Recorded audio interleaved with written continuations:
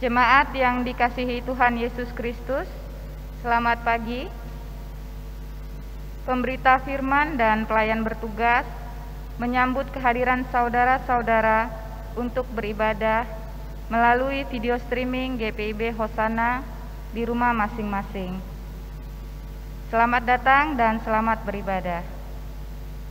Bagi jemaat yang ingin mendapatkan tata ibadah, dapat men-scan atau mengunduhnya di deskripsi siaran ini. Pemberitaan firman pada saat ini disampaikan oleh Diaken Bobi Nikodemus Sitompul SE. Kiranya ibadah yang kita lakukan saat ini berkenan di hadapan Tuhan dan kita diberkati olehnya.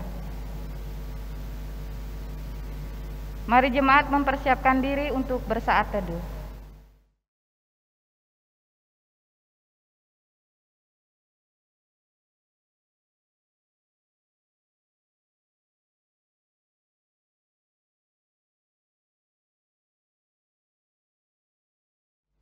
Saat teduh selesai, marilah berdiri dan sambutlah firman Tuhan di tengah persekutuan.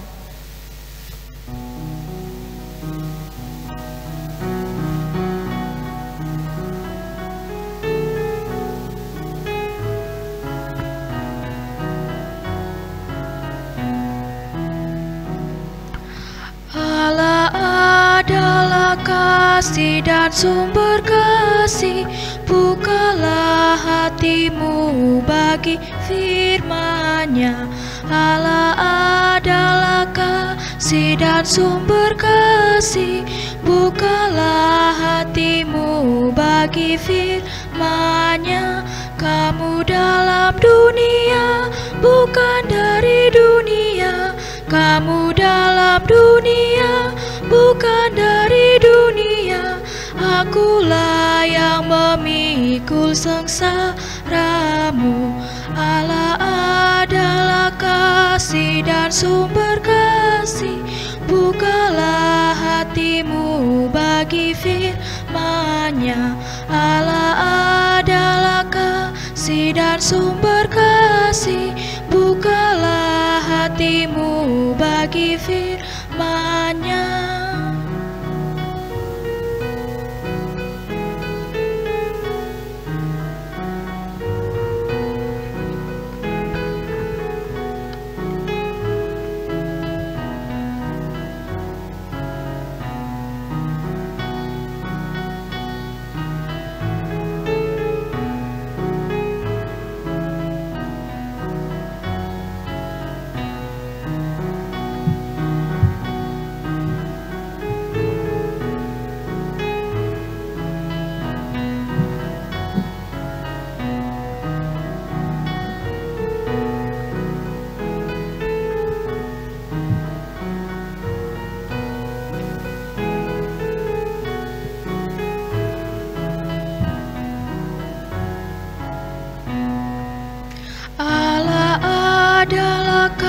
Kasih dan sumber kasih, bukalah hatimu bagi firman-Nya. Allah adalah kasih dan sumber kasih, bukalah hatimu bagi firman-Nya. Musuhmu kasihilah dan berdoa baginya. Musuhmu kasihilah dan berdoa baginya. Aku yang mendamaikan sengketamu. Allah adalah kasih dan sumber kasih, bukalah hatimu bagi firman-Nya. Allah adalah kasih dan sumber kasih, bukalah hatimu bagi firman-Nya.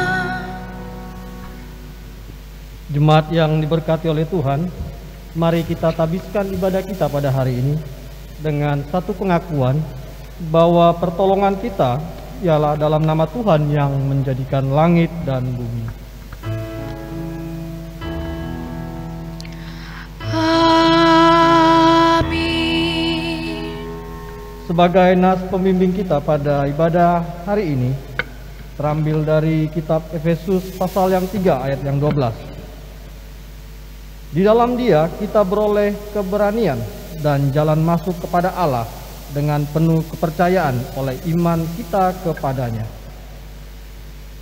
Terimalah salam, kasih karunia dan damai sejahtera dari Allah, dari Bapa kita dan dari Tuhan Yesus Kristus menyertai kamu. Dan menyertaimu juga.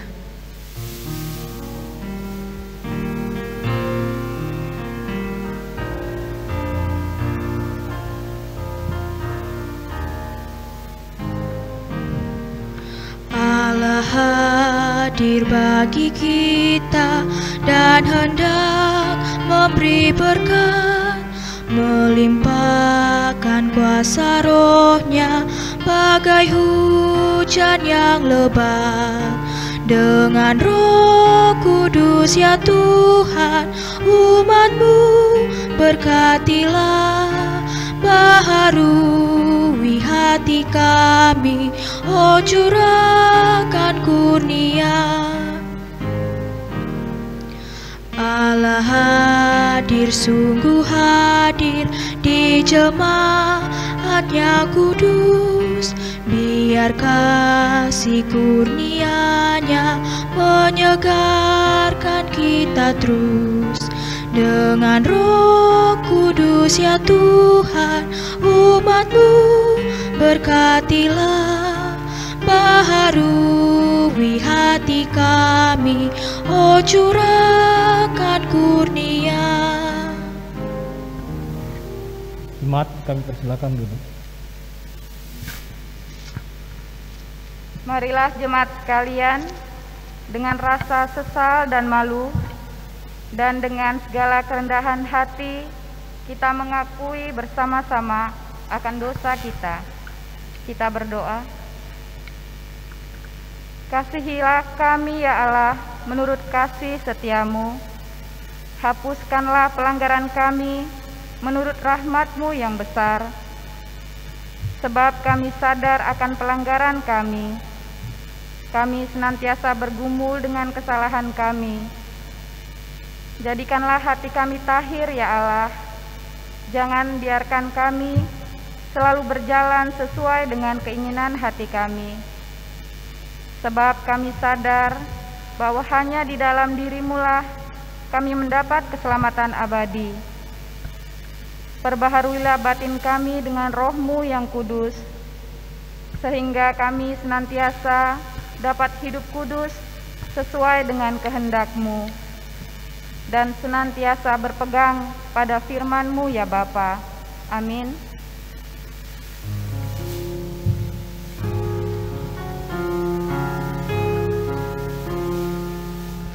Tuhan kasihani,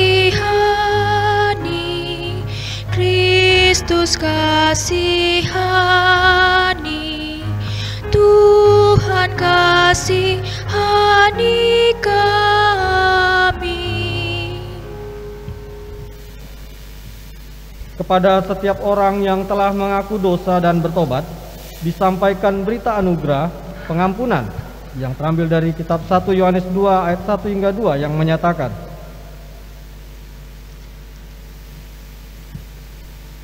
Hai anak-anakku, hal-hal ini kutuliskan kepada kamu, supaya kamu jangan berbuat dosa. Namun jika seorang berbuat dosa, kita mempunyai seorang pengantara pada Bapa, yaitu Yesus Kristus yang adil. Dan Ia adalah perdamaian untuk segala dosa kita, dan bukan untuk dosa kita saja, tetapi juga untuk dosa seluruh dunia. Berdasarkan firman Tuhan ini, sebagai pelayan Yesus Kristus, kami memberitakan bahwa pengampunan dosa telah berlaku dalam nama Bapa dan Anak dan Roh Kudus. Syukur kepada Tuhan. Amin.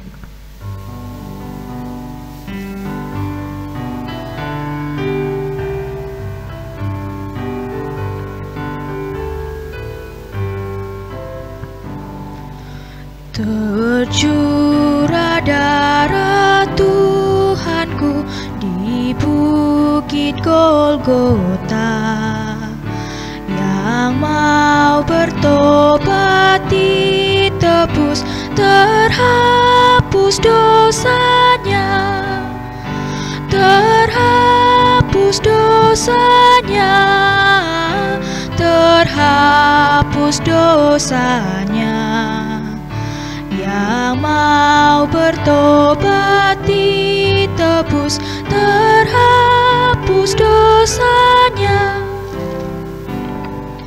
Ya anak domba, darahmu tak hilang kuasanya, sehingga selamat umatmu dan suci selamanya, dan suci selamanya, dan suci selamanya, sehingga selamat umatmu dan suci selamanya.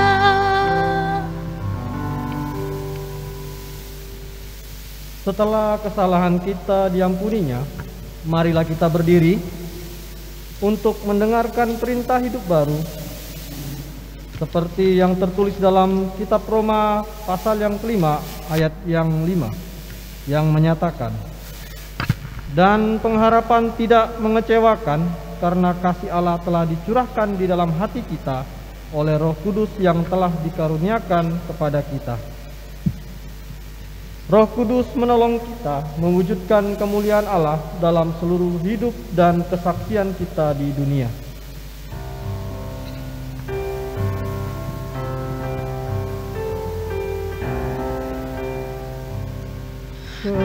Kemuliaan bagi Bapa, Putra dan Roh Kudus, seperti semula, kini dan terus, dan kekal selama-lamanya. Amin.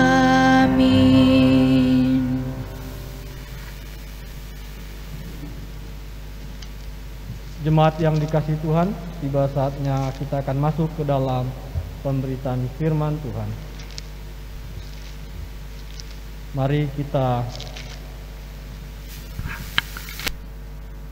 tundukkan kepala, kita bersaat teduh, kita berdoa memohon bimbingan daripada Roh Kudus. Kita berdoa. Bapa di dalam surga, kami sebagai umat-Mu yang Kau kasihi akan membaca, merenungkan firman kebenaran-Mu Bapa. Biarlah Tuhan berfirman-Lah kepada kami melalui firman-Mu yang agung itu Tuhan. Pelihara hati kami, pikiran kami, sehingga kami boleh dikuasai oleh Roh Kudus-Mu, sehingga kami boleh paham dan mengerti, terlebih kami melakukan di dalam kehidupan kami. Di dalam nama Yesus Kristus, kami sudah siap untuk membaca dan merenungkan firman kebenaran-Mu. Amin. Jemaat, mari kita berdiri untuk mendengarkan firman Tuhan. Haleluya.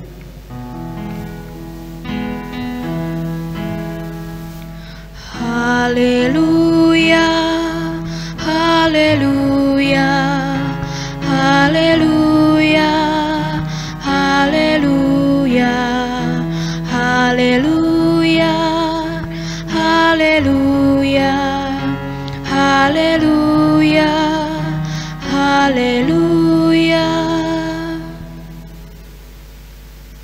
Bacaan Alkitab hari ini dari Efesus 3 ayat 1 sampai 13 yang menyatakan dengan perikop rahasia panggilan orang-orang bukan Yahudi. Itulah sebabnya aku ini, Paulus, orang yang dipenjarakan karena Kristus Yesus untuk kamu orang-orang yang tidak mengenal Allah. Memang kamu telah mendengar tentang tugas penyelenggaraan kasih karunia Allah yang dipercayakan kepadaku karena kamu, yaitu bagaimana rahasianya dinyatakan kepadaku dengan wahyu, seperti yang telah kutulis di atas dengan singkat. Apabila kamu membacanya, kamu dapat mengetahui daripadanya pengertianku akan rahasia Kristus, yang pada zaman angkatan-angkatan dahulu tidak diberitakan kepada anak-anak manusia, tetapi yang sekarang dinyatakan di dalam Roh kepada rasul-rasul dan nabi-nabinya yang kudus, yaitu bahwa orang-orang bukan Yahudi karena berita Injil turut menjadi ahli-ahli waris dan anggota-anggota tubuh dan peserta dalam janji yang diberikan dalam Kristus Yesus. Dari Injil itu aku telah menjadi pelayannya menurut pemberian kasih karunia Allah yang dianugerahkan kepadaku sesuai dengan pekerjaan kuasanya.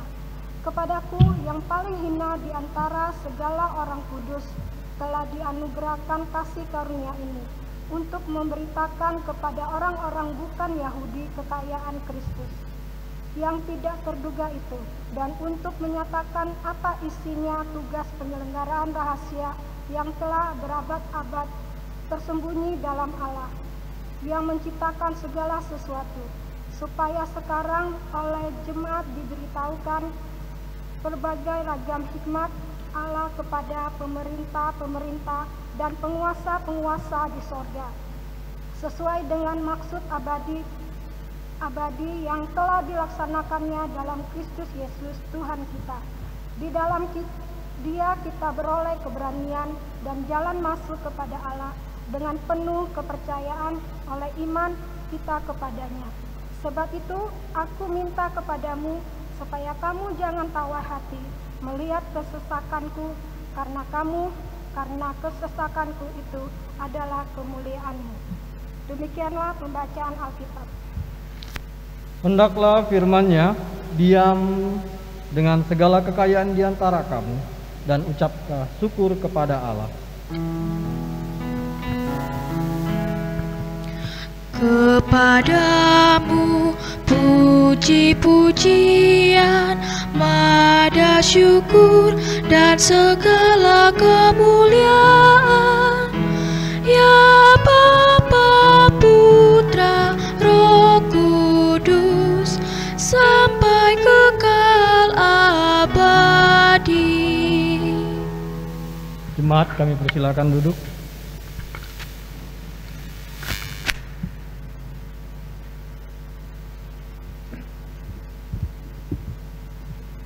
Salam Bapak Ibu Saudara terkasih dalam Tuhan. Kiranya damai sejahtera daripada Bapa di surga senantiasa memberkati kehidupan Bapak Ibu Saudara saat ini, khususnya bagi kita yang mengikuti ibadah hari Minggu ini. Kita bersyukur kepada Tuhan karena Tuhan itu baik. Amin. Jikalau kita ada sampai saat ini, ingatlah bahwa segala sesuatunya karena kasih karunia Tuhan. Sebab tanpa kasih karunia Tuhan, kita ini bukan siapa-siapa. Tanpa kasih karunia Tuhan, kita ini tidak ada apa-apanya. Dan tanpa kasih karunia Tuhan, kita tidak mendapatkan keselamatan serta damai sejahtera. Bahkan tanpa kasih karunia Tuhan, kita tidak mengerti dan pahami maksud dan tujuan hidup kita. Oleh karena itu kita mari senantiasa bersyukur atas karunia Tuhan. Sebab yang Tuhan telah nyatakan di dalam kehidupan kita. Kondisi dan situasi saat dunia saat ini adalah situasi dunia di bawah keadaan yang penuh dengan kegelisahan, karena hampir semua orang turut mencemaskan, merasakan kesulitan oleh karena keadaan pandemik yang belum juga pulih. Beberapa bulan terakhir bahkan sampai hari ini situasi tetap belum berubah. Banyak saudara kita yang kehilangan pekerjaan, kehilangan penghasilan. Bagi mereka yang berusaha juga mengalami dampak yang sangat buruk oleh karena keadaan ini dan sebagainya. Kita pun dituntut menjalani kehidupan yang tidak biasa. Kita dituntut untuk membatasi diri di saat bepergian, bahkan pembatasan-pembatasan di saat kita untuk bertemu dengan orang lain, bahkan keluarga sendiri, atau disebut juga dengan pembatasan sosial, sehingga kegiatan ruang gerak kita juga terbatas. Melihat keadaan yang masih belum pulih ini, seharusnya makin membuat kita setiap orang percaya menjadi manusia adalah timbul suatu kecemasan. Apa yang terjadi? Karena efek situasi pandemik ini akhirnya menjadi suatu permasalahan yang kompleks, sehingga membuat banyak orang saat ini, kalau kita sebenarnya perhatikan, banyak orang menjadi putus asa. Bahkan keputusasaan itu di situasi yang sulit ini juga sangat mempengaruhi hidup beriman manusia. Kenyataan yang terjadi saat ini, banyak orang jadi stres, banyak orang semakin jahat untuk mempertahankan kehidupan. Berbagai cara dilakukan, orang tanpa pikir lagi itu benar atau tidak. Kalau istilahnya ada bahasa pasarannya, halal haram antam, ya kan? Nah, ini sekarang sudah orang lakukan tanpa pikir lagi, sudah nggak takut dosa lagi. Bersama juga dengan pendeta kemarin waktu persiapan dikatakan gara-gara COVID ini banyak kasus perceraian. Kalau dibilang kok malah banyak kasus perceraian, seharusnya makin banyak sering di rumah, ya kan, gara-gara lockdown ketemu, seharusnya semakin hubungan semakin harmonis. Kemarin juga ada ngobrol sama Pak Penatua Denis, katakan begitu, di Singapura orang sudah jenuh, pengen liburan katanya, ya kan, jadi mereka gelisah lama-lama di rumah. Kalau saya pikir-pikir, kalau hubungannya, wah, bisa juga angka perceraian semakin tinggi, ya. Katanya, jangan-jangan diam-diam karena di rumah bapak mungkin cem-cemannya hubungi, ya, karena nggak bisa ketemu, akhirnya ketahuan sama istri. Tapi bagi orang Kristen nggak boleh begitu, ya. Dan mungkin saya pikir juga karena bosan juga tiap hari lihat. Jadi kalau istilahnya ada 4L itu, lu lagi, ya kan, yang apalagi ditambah dengan media sosial, yang seharusnya yang dekat makin dekat, tapi sebaliknya, ya kan, yang jauh makin dekat, yang dekat makin jauh. Jadi ada plus minusnya. Tetapi percayalah bahwa kita sebagai orang percaya tidak melakukan hal yang seperti itu. Karena walaupun dalam keadaan yang sulit seperti ini, ingat Tuhan sedang memproses pribadi kita, kehidupan kita. Meskipun di tengah situasi yang sulit, sebenarnya Tuhan sedang membentuk pribadi dan iman percaya, sehingga kita dapat mengerti sepenuhnya kehidupan kita ini. Kita hanya tergantung pada kemurahan kasih karunia semata. Oleh sebab itu, jangan kita khawatir berlebihan, jangan putus asa, jangan bersedih, jangan menjadi lemah, tetapi tetap semangat untuk berusaha. Sebab kita berjalan sendirian, kita tidak berjalan sendirian, sebab kita melangkah bersama Bapa di sorga. Firman Tuhan juga menguatkan kita, katakan bahwa berdirilah teguh, jangan goyah, dan giatlah selalu dalam pekerjaan Tuhan. Sebab kamu tahu bahwa dalam persekutuan dengan Tuhan jerih payahmu tidak sia-sia. Filipi pasal 4 ayat 13. Bahkan Paulus sendiri mengatakan imannya kepada Tuhan, dengan yakin dia katakan segala perkara dapat kutanggung di dalam Dia yang memberi kekuatan kepadamu. Di saat kita berada di dalam Tuhan, kita sanggup melakukan perkara-perkara karena kita tahu semua atas kehendak Tuhan dan Tuhan beserta kita. Meskipun di tengah situasi seperti ini, tetaplah kita menjadi alat Kristus untuk memberitakan kabar baik kepada semua orang melalui kesaksian kehidupan kita. Dan sesuai dengan bacaan kita hari ini pun, Paulus dalam posisi atau keadaan atau kondisi yang tidak biasa. Kalau kita lihat di pasal 3 ayat 1 bacaan kita, dikatakan, itulah sebabnya aku ini Paulus, orang-orang yang dipenjarakan karena Yesus Kristus, untuk kamu orang-orang yang tidak mengenal Allah. Paulus berada di dalam penjara ketika ia menulis surat pastoral ini bagi jemaat di Efesus. Paulus dipenjara di Roma karena ia memberitakan firman Tuhan oleh karena pemuka agama Yahudi yang merasa terancam oleh pengajaran tentang Kristus adalah Mesias. Di tengah penderitaan dan tantangan yang dihadapi, Paulus memiliki kekuatan yang begitu luar biasa. Ia mampu bertahan, bahkan kehidupannya menjadi motivasi kepada jemaat yang dilayani, seperti ia tujukan kepada jemaat di Efesus. Ia juga sampaikan bagi orang-orang yang bukan Yahudi, sebab situasi yang terjadi adalah diskriminasi di saat itu, di mana orang non-Yahudi atau di luar Yahudi adalah dianggap tidak memiliki hak untuk mendapatkan keselamatan. Ayat 2 dikatakan, memang kamu telah mendengar tentang tugas penyelenggaraan kasih karunia Allah yang dipercayakan kepada aku karena kamu. Artinya Tuhan menugaskan Paulus untuk menyampaikan berita keselamatan yang dapat kita lihat di pasal sebelumnya, yaitu pasal 2. Kalau kita lihat pasal 2, dikatakan kasih karunia bagi setiap orang adalah atas pemberian Tuhan. Bahwa ada kasih karunia Tuhan bagi semua orang. Bukan hanya untuk orang Yahudi, tetapi bagi setiap orang oleh Tuhan yang telah dipilih dan ditetapkan dari semula untuk mendapatkan kasih karunia Tuhan, yaitu keselamatan. Artinya Tuhan menyatakan bagi semua orang ada kasih karunia yang sudah dipilih dan ditetapkan, dan itu adalah kasih karunia yang Tuhan berikan bagi Paulus. Pasal 2 ayat 8, kemudian ayat pasal yang ketiga ayat 3 dikatakan, yaitu bagaimana rahasianya dinyatakan kepadaku dengan wahyu, seperti yang telah ditulis di atas dengan singkat. Apabila kamu membacanya, kamu dapat mengetahui daripadanya pengertianku akan rahasia Kristus. Ayat yang kelima, yang pada zaman angkatan-angkatan dahulu tidak diberitakan kepada anak-anak manusia, tetapi yang sekarang dinyatakan di dalam roh kepada rasul-rasul dan nabi-nabinya yang kudus. Apa yang dimaksud dengan rahasia Kristus ini? Rahasia Kristus yang bahkan tidak diketahui oleh nabi-nabi dan rasul-rasul angkatan sebelumnya yang terdahulu.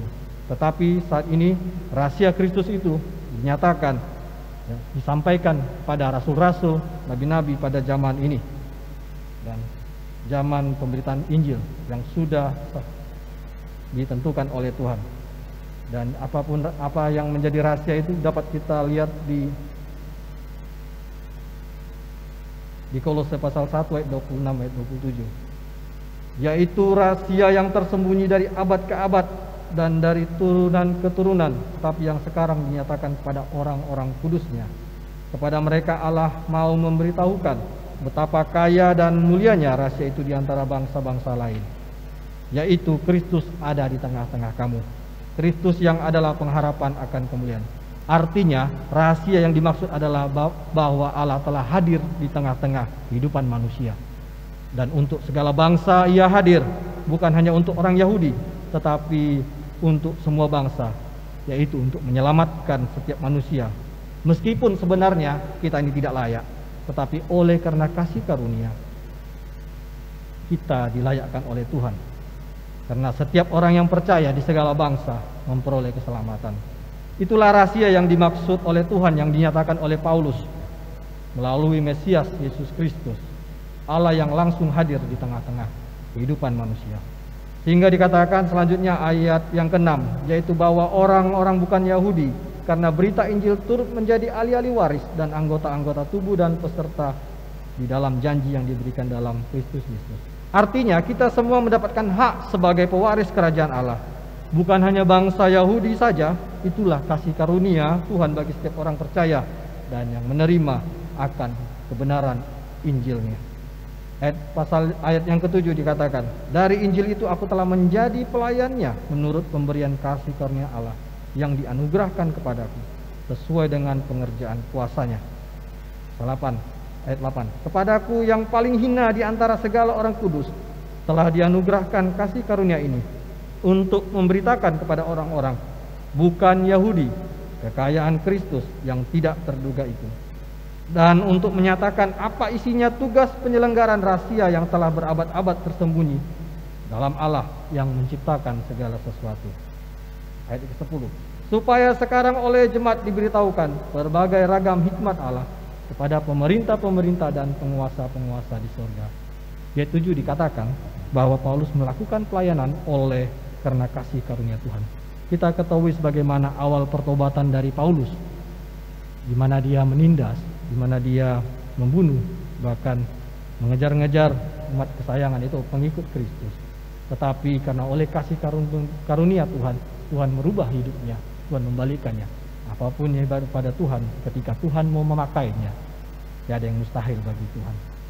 Yang kita ketahui, di saat dia dijadikan sebagai orang yang benar-benar benci terhadap Kristus, pada akhirnya juga dia sebagai pemberita firman Tuhan yang paling hebat dan paling luar biasa dipakai Tuhan.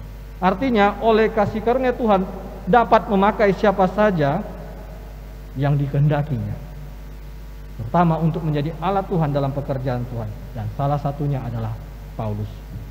Dikatakan ayat 8 juga, sesungguhnya meskipun Paulus telah ditentukan Tuhan, tetapi ia tetap memiliki kerendahan hati, yaitu sifat humble, yang dimiliki Paulus, hingga menjadi teladan bagi kita semua kepada setiap orang yang telah diberi karunia oleh Tuhan.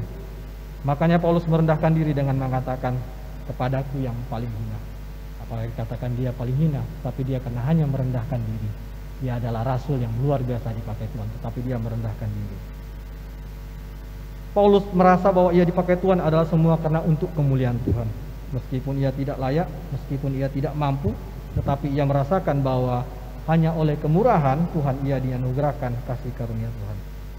Sifat humble atau rendah hati ini menjadi teladan bagi kita. Kalau kita lihat bahwa firman Tuhan di Lukas 22 ayat 26, tetapi kamu tidaklah demikian, melainkan yang terbesar di antara kamu hendaklah sebagai yang paling muda dan pemimpin sebagai pelayan. Bukan karena mentang-mentang karena kita sebagai pelayan Tuhan, sebagai hamba Tuhan harus dilayani dan lebih dihormati. Tidak, tetapi firman Tuhan itu katakan, tapi sebaliknya adalah tugas kita adalah sebagai yang lebih untuk melayani dan mengerjakan pekerjaan Tuhan atas apa yang Tuhan telah tentukan dan Tuhan pilihkan.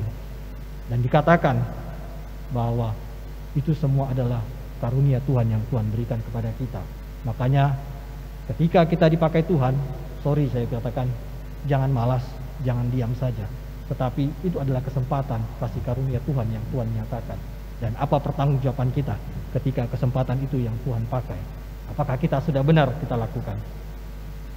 Ayat 10 dikatakan, supaya sekarang oleh jemaat diberitahukan berbagai ragam hikmat Allah kepada pemerintah-pemerintah dan penguasa-penguasa di surga.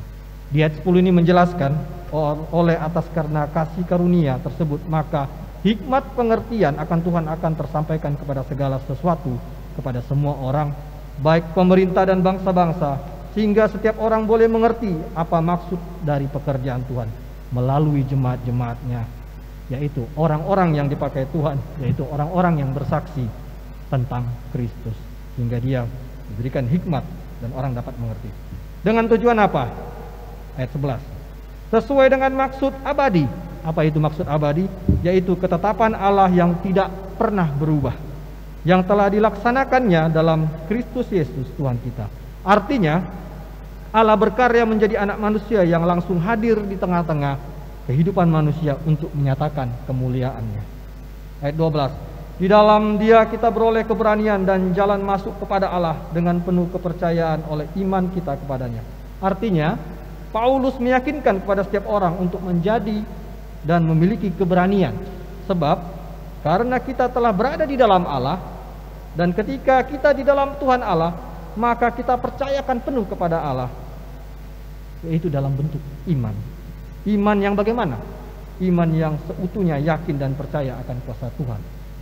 Ayat 13 dikatakan, sebab itu aku minta kepadamu supaya kamu jangan tawar hati melihat kesesakanku karena kamu, karena kesesakanku itu adalah kemuliaanmu. Paulus mengatakan agar jemaat Efesus jangan tawar hati melihat apa yang dialami oleh Paulus, karena kesesakan yang dialami Paulus adalah kemuliaan bagi mereka. Yang artinya apa yang telah dikerjakan Paulus di saat memberitakan Injil, bahkan masuk ke dalam penjara, sekalipun adalah merupakan konsekuensi yang harus dia terima ketika memberitakan Injil. Dan jelas salah satu konsekuensi itu ialah ia mengalami penderitaan. Jelas bagi kita bahwa mengikut Yesus adalah pikul salib, bukan sebaliknya hidup dalam kenyamanan. Berat secara manusiawi pasti berat, tetapi di balik berat salib itu yang kita pikul ada upah yang Bapa sediakan bagi setiap orang, yaitu orang yang melakukan pekerjaan Allah, dan upahnya adalah hidup yang kekal. Banyak orang meninggalkan Kristus karena tidak mampu memikul salib Kristus. Orang banyak meninggalkan Kristus karena tidak sanggup menjalankan kehidupan kekristenan yang sesungguhnya, yaitu hidup dalam firman dan kebenaran Allah. Artinya banyak orang hanya mengikut Yesus karena memprioritaskan dirinya hanya untuk kepentingan berkat, mungkin secara materi dan jasmani, tetapi tidak benar-benar mengenal dan memikul salib itu dengan baik. Kalau kita lihat contoh Ketika Tuhan Yesus melakukan kasih, dia melakukan mujizat di saat dia memberikan makan kepada 5.000 orang. Apa yang terjadi? Apakah semua mengikuti Yesus? Tidak, semua meninggalkan dia. Karena dengan penjelasan Allah Bapa daripada Yesus Kristus mengatakan bahwa akulah roti hidup. Yesus tahu bahwa hati mereka dengan tidak sungguh-sungguh untuk dapat mengerti dan mengenal roti hidup. Tetapi mereka yang dipikirkan mereka hanya roti secara daging, secara materi, secara fisik.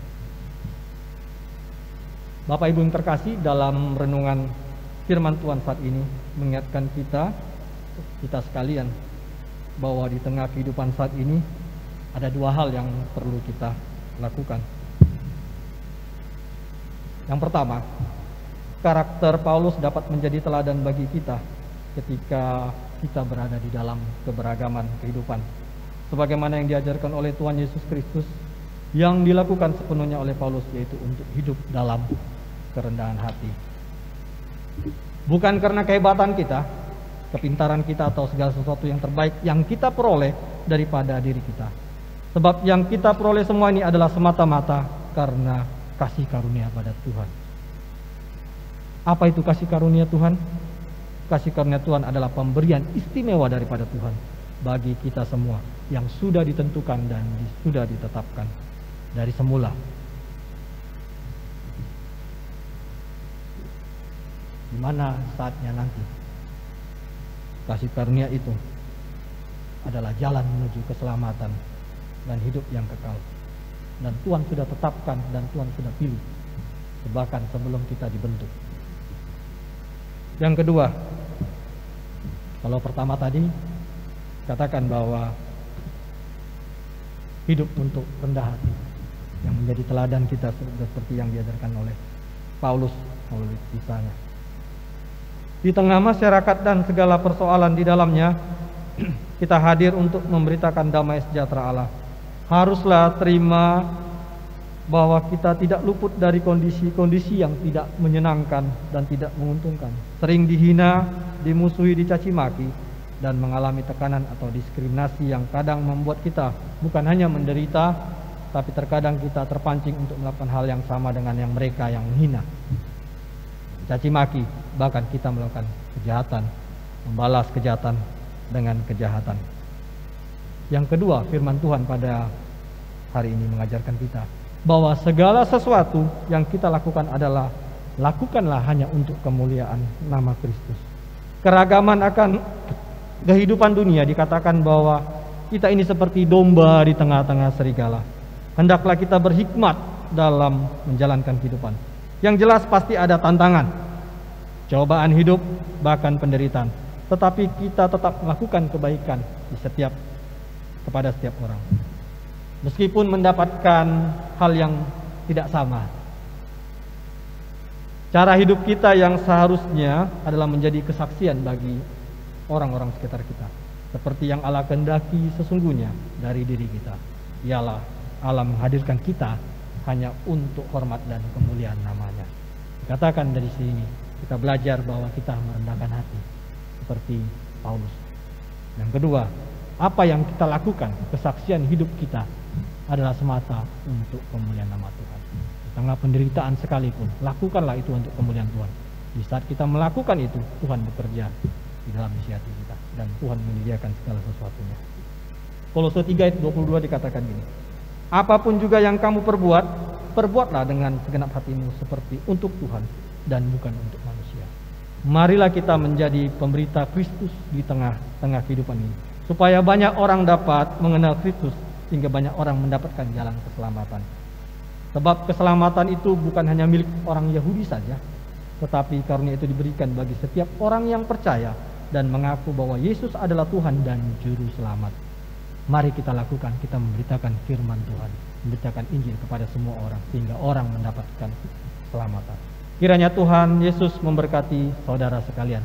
Amin.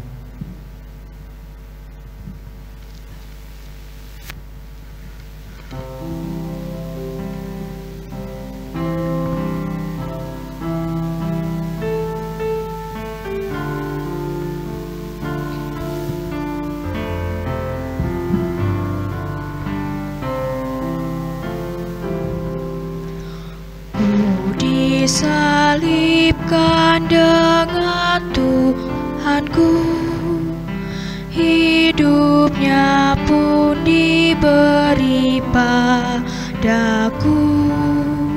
Memandang padamu ya Tuhanku, ku tiap saat benar milik-Mu. Setiap saat hatiku kenal kasih ilahi dan hidup kekal. Memandang padamu ya Tuhanku, ku tiap saat benar milik-Mu. Di pencobaan Tuhanku dekat, turut memikul beban yang berat.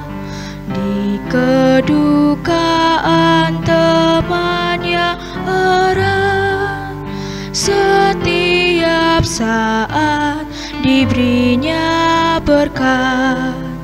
Setiap saat hatiku kenal kasih ilahi dan hidup kekal. Memandang padamu ya Tuhanku, ku tiap saat benar milik-Mu. Jemaat kasih Tuhan, silakan berdiri. Bersama semua orang percaya dengan segala waktu dan tempat, kita mengaku iman menurut iman rasuli dengan hati dan mulut masing-masing, serta berkata, aku percaya kepada Allah, Bapa yang Maha baik langit dan bumi, dan pada Yesus Kristus anaknya yang tunggal Tuhan kita, yang dikandung daripada Kudus, lahir dari anak darah Maria, yang menderita sengsara di bawah pemerintahan Pontius Pilatus, salib dan mati dan dikuburkan, turun dalam kerajaan maut, pada hari yang ketiga bangkit pula dari antara mati, naik ke surga, duduk di sebelah kanan Allah Bapa yang Maha Kuasa, dan dari sana Ia akan datang semakin orang hidup dan yang mati. Aku percaya kepada Roh Kudus, gereja yang kudus dan am, persekutuan orang kudus, pengampunan dosa, bangkitan tubuh dan hidup yang kekal. Amin.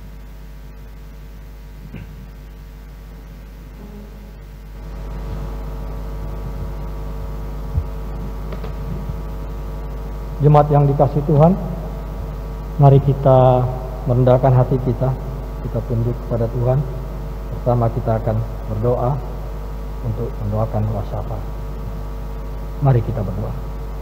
Bapa di sorga, terima kasih untuk firman-Mu Tuhan, yang sudah mengajarkan kami bagaimana kami harus memberitakan firman Tuhan, memberitakan Injil, membenarkan kebenaran, yang firman kebenaran itu berlaku bagi setiap orang, bukan hanya bangsa tertentu, tetapi kami semua mendapatkan ahli waris untuk kerajaan Allah.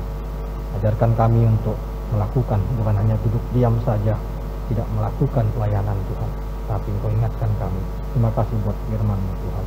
Pada kesempatan ini kami beribadah kepadamu Tuhan. Kami berdoa di dalam doa syafaat kami yang kami naikkan kepadamu. Kami akan berdoa untuk bangsa dan negara kami. Tuhan Yesus kiranya berkati. Tuhan Yesus mau berkati kepala negara, presiden, bahkan sampai tingkat rendah sekalipun ya Tuhan. Engkau berkati bangsa kami, jauhkan dari mara bahaya, jauhkan dari hal tidak baik, khususnya pandemi ini kiranya cepat berlalu. Kami berdoa juga untuk kota kami, tempat kami tinggal, Tanjung Uban. Kiranya Tuhan berkati tempat kota kami bernaung ini Tuhan, tempat kami mencari nafkah, tempat kami berlindung, tempat kami tinggal Tuhan. Kiranya damai sejahtera berada di pada kota ini. Kami juga berdoa untuk gerejamu Tuhan, di mana di dalamnya ada majelis jemaat, pendeta, diaken penatua, pelaksanaan harian majelis jemaat, pengurus pelayan, komisi panitia, karyawan, tata usaha, bahkan poster gereja. Kiranya Tuhan memberkati semua ya Tuhan, unit-unit pelayanan yang ada Tuhan. Jadikan kami sebagai pelayan-Mu yang setia, yang mau dipakai Tuhan dengan luar biasa Tuhan. Jauhkan kami dari mara bahaya Tuhan, jauhkan kami dari hal yang tidak menyenangkan Tuhan. Tetapi pakailah kami Tuhan menurut seterus kehendak-Mu Tuhan. Kami juga berdoa dalam doa syafaat ini, kami berdoa bagi jemaat-Mu yang dalam lemah tubuh dan dalam pemulihan. Mungkin kami tidak dapat sebutkan satu persatu Tuhan, tetapi kami yakin dan percaya Tuhan, saat jemaat-Mu ini yang dalam kelemahan tubuh dan dalam masa pemulihan, Tuhan pulihkan mereka, Tuhan kuatkan mereka, berikan iman yang kuat, dan juga melalui obat-obatan dan perawatan Tuhan, Tuhan boleh sembuhkan, Tuhan boleh pulihkan. Begitu juga dengan hamba-hamba-Mu yang dalam keadaan lemah tubuh, bagi Ibu Pendeta, bagi Penatua Jeffrey, bagi Penatua Losmen, bagi Penatua Yeni, bagi Diaken Tritimorian Yala, bagi Diaken Aida, serta yang tidak kami sebutkan satu persatu. Kuatkan mereka Tuhan, sehingga kelak mereka akan pulih dengan keadaan sempurna dan terus melayani Engkau Tuhan. Kami juga berdoa bagi jemaat-Mu yang dalam berduka cita. Kami teringat kepada keluarga Bapak Rudi Quincy atas dimuliakannya orang tua terkasih, yaitu Bapak Romianto Tejo Kusuma yang pada 2 Agustus lalu di Malang, Jawa Timur. Begitu juga dengan keluarga besar Sambuari, yaitu almarhum Bapak Samuel Sambuari di Bandung Tuhan. Ya Tuhan, mereka yang berduka, keluarganya Tuhan berikan kekuatan dan penghiburan Tuhan. Apa yang mereka butuhkan di dalam untuk segala sesuatu prosesnya Tuhan, Tuhan beserta mereka Tuhan. Biarlah melalui peristiwa ini mereka dikuatkan untuk senantiasa dihibur oleh Yesus Kristus. Kami berdoa untuk keluarga mereka yang berduka. Kami juga berdoa bagi jemaat-Mu yang dalam masa kehamilan, yaitu Ibu Rika Fontesta Sebayang, Ibu Ruth Matiur Sitompul. Kau menguatkan mereka di dalam masa kehamilan, bahkan janin calon bayi yang ada, Tuhan berikan kesehatan, Tuhan perlengkapi, Tuhan penuhi apa yang mereka butuhkan hingga pada waktunya. Kami juga berdoa untuk orang tua kami, opa oma Tuhan yang lanjut usia Tuhan. Terima kasih buat mereka semua yang boleh Tuhan nyatakan hingga kami boleh ada juga Tuhan. Berkati orang tua kami Tuhan, berikan kesehatan panjang umur Tuhan. Kami juga sebagai bapak, sebagai kepala rumah tangga, Tuhan Yesus berkati. Kami sebagai ibu, sebagai istri, Tuhan Yesus berkati. Kami sebagai anak juga Yesus, Tuhan Yesus berkati. Bahkan kami sebagai cucu-cucu, Tuhan Yesus berkati. Berkati kami semua Tuhan atas apa yang kami butuhkan Tuhan. Tuhan tahu kami mungkin di saat ini dalam mengalami pergumulan ekonomi, mungkin kami dalam kesulitan, atau mungkin kami permasalahan boleh ada pada keluarga kami, bahkan di tempat lingkungan kami. Mungkin saat ini kami mencari kepasangan hidup Tuhan, atau mungkin kami saat ini membutuhkan pekerjaan, atau mungkin kami saat ini juga membutuhkan kerinduan untuk buah hati. Ya Tuhan, kami mau serahkan kepadamu segala pergumulan kami Tuhan, karena Engkaulah yang tahu apa yang kami butuhkan Tuhan. Tetapi melalui doa syafaat ini Tuhan, kami mau serahkan kepadamu dan kami mau bergantung kepadamu. Biarlah semua Engkau jawab indah pada waktunya Tuhan. Kami juga berdoa Tuhan atas ibadah-ibadah yang boleh kami lakukan untuk selama ini, istimewa di hari ini Tuhan. Terimalah segala pujian-pujian kami Tuhan, persembahan kami Tuhan. Bahkan melalui firman-Mu Tuhan, kami dikuatkan Tuhan untuk semakin bertumbuh, untuk mengerti di dalam keadaan yang sulit ini, di keadaan yang tidak menentu ini, iman kami boleh tumbuh dan percaya Tuhan. Kami juga berdoa bagi kami yang sudah bertugas Tuhan di dalam pelayanan ini sebagai pelayan firman. Itu juga dengan Penatua Desi Rafudi, Diaken Veronica Munte sebagai presbiter yang bertugas pada hari ini. Itu juga dengan Bapak Maksi Tugani sebagai organis, Saudari Frida sebagai kantoria, serta Saudara Kevin sebagai multimedia. Kami mau serahkan hidup kami Tuhan seutuhnya untuk melayani Engkau dengan sungguh. Berkati kami juga atas pelayanan kami dan kehidupan keluarga kami. Ya Tuhan, inilah permohonan kami. Ya Bapa, dalam pengasihan-Mu kami mohon, peliharalah hidup kami seperti yang Kau telah ajarkan doa bagi kami semua. Bapa kami yang kuduskan nama-Mu,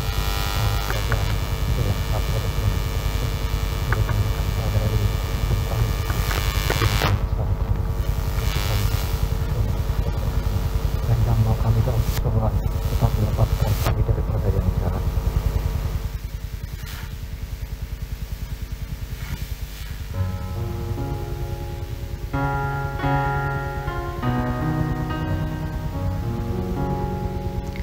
Karena Engkaulah yang mempunyai kerajaan dan kuasa dan kemuliaan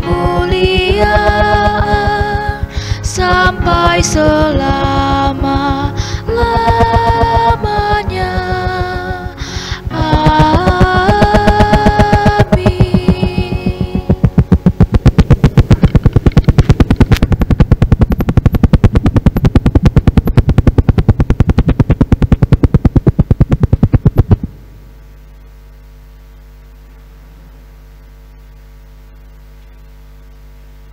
Jemaat yang sudah diberkati Tuhan, bawalah persembahan dan muliakanlah Tuhan seperti ada tertulis. Dan sekarang aku tahu bahwa kamu tidak akan melihat mukaku lagi. Kamu sekalian yang telah kukunjungi untuk memberitakan kerajaan Allah. Kisah Para Rasul 20 ayat 25.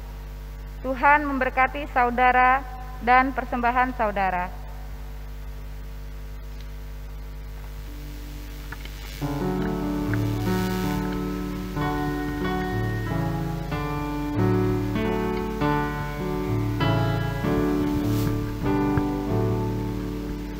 Tuhan pencipta semesta, Kaulah yang maha mulia, sungguh besar karunia yang Kau beri.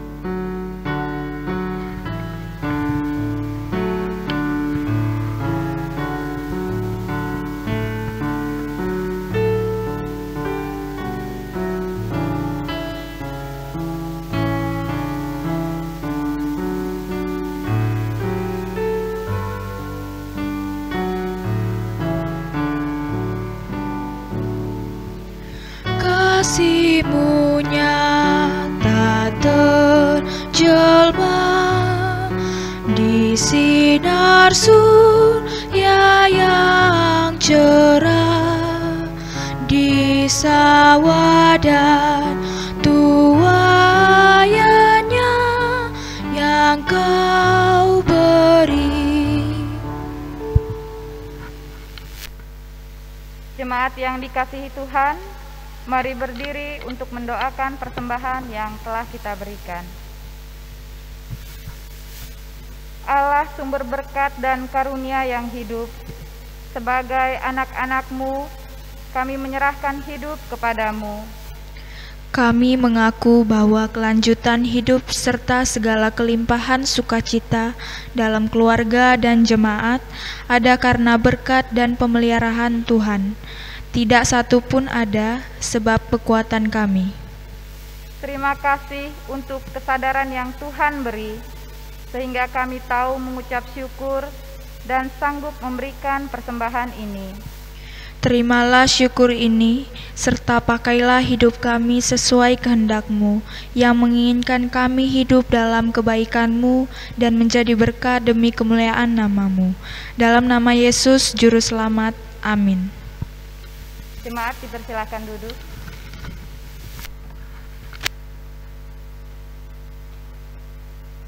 Jemaat yang dikasihi Tuhan, selamat pagi, Shalom.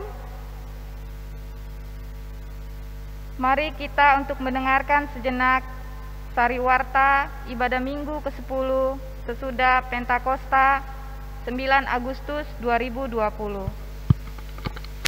Yang pertama, segenap majelis dan jemaat mengucapkan terima kasih kepada pelayan firman pada pagi hari ini, yaitu Diaken Bobby Nikodemus Sitompul SE. Kiranya Tuhan memberkati pelayanan yang sudah Bapak berikan bersama keluarga. Tuhan Yesus memberkati. Berikut kami mengucapkan terima kasih bagi organis, kantoria, dan tim multimedia yang bertugas pada ibadah streaming hari ini. Kiranya Tuhan Yesus memberkati pelayanan kita. Yang kedua, informasi ibadah. Untuk informasi ibadah hari Minggu pekan depan dan ibadah keluarga untuk dalam pekan ini, selengkapnya dapat dilihat di Warta Jemaat. Yang ketiga, pengumpulan persembahan. Bagi Bapak Ibu Jemaat yang ingin menyerahkan persembahan syukur dan persembahan lainnya, dapat menghubungi atau menginformasikan kepada majelis di masing-masing sektor pelayanan. Rekap dan perhitungan persembahan akan dilakukan setiap hari Kamis pukul 19.00 WIB atau usai proses streaming. Kami mengucapkan terima kasih atas persembahan yang telah Bapak Ibu Saudara berikan. Kiranya kasih dan berkat Tuhan melimpah atas kehidupan jemaat sekalian. Yang keempat, berita duka cita. Telah dimuliakan Bapa di sorga yang kami sebut dengan hormat, yaitu yang pertama, almarhum Bapak Roni Yanto Teja Kusuma, dimuliakan pada hari Minggu 2 Agustus 2020 pada pukul 00 WIB di Malang, Jawa Timur. Tutup usia 70 tahun. Almarhum merupakan orang tua dari Bapak Rudi Kim Swi, sektor pelayanan 4. Yang kedua, almarhum Bapak Samuel Sambuari, dimuliakan pada hari Kamis 6 Agustus 2020 pukul 05.00 WIB di Bandung. Tutup usia 53 tahun. Almarhum merupakan anak dari keluarga Ibu DC S. Sambuari M, sektor pelayanan 1. Segenap majelis dan jemaat GPIB Hosana Tanjung Uban mengucapkan turut berbelasungkawa yang sedalam-dalamnya. Kiranya Bapa di sorga memberikan kekuatan dan penghiburan bagi keluarga yang berduka. Tuhan Yesus memberkati. Yang kelima, majelis dan jemaat mengucapkan selamat bagi jemaat yang mengalami hari ulang tahun, pertambahan usia, dan perkawinan pada sepekan ini. Kiranya berkat dan sukacita daripada Tuhan memberkati kehidupan Bapak Ibu Saudara sekalian bersama keluarga. Demikian sariwarta pada hari ini. Atas perhatiannya kami ucapkan terima kasih. Tuhan Yesus memberkati.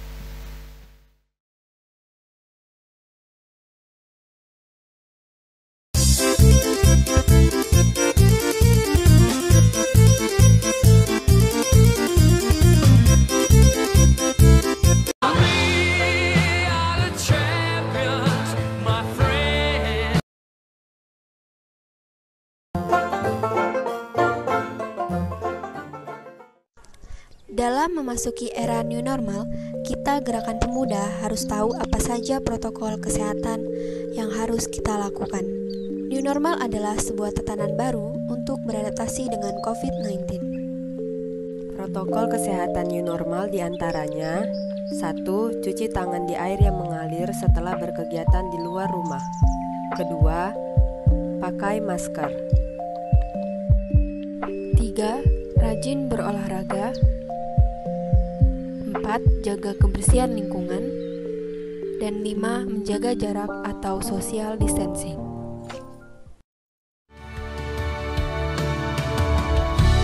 Ujilah aku Tuhan, cobalah aku Tuhan.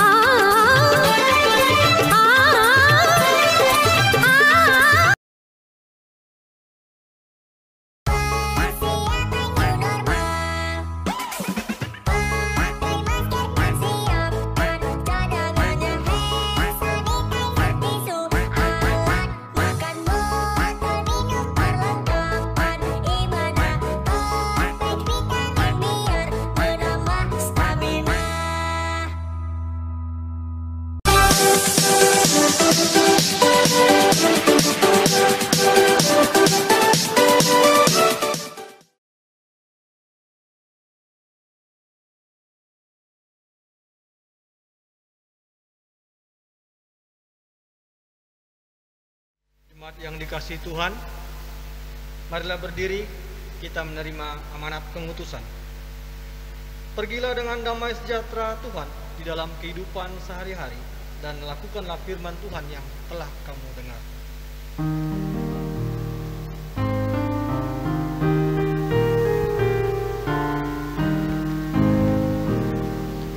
Ku mau berjalan dengan juru selamatku di lembah berbunga dan berair sejuk.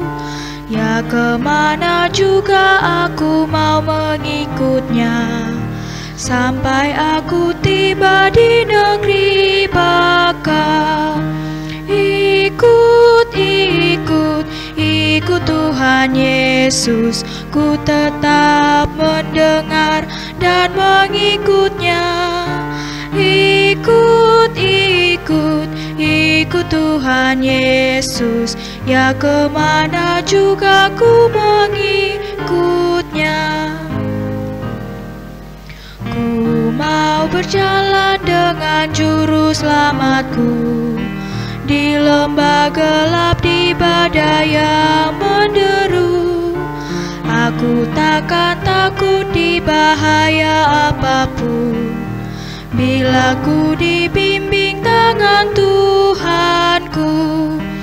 Ikut, ikut, ikut Tuhan Yesus, ku tetap mendengar dan mengikutnya. Ikut, ikut, ikut Tuhan Yesus, ya kemana juga ku mengikutnya. Bapak Ibu jemaat yang diberkati oleh Tuhan, arahkanlah hati dan pikiranmu untuk menerima berkat daripada Tuhan. Tuhan memberkati engkau dan melindungi engkau. Tuhan menyinari engkau dengan wajah-Nya dan memberi engkau kasih karunia. Tuhan menghadapkan wajah-Nya kepadamu dan memberi engkau damai sejahtera.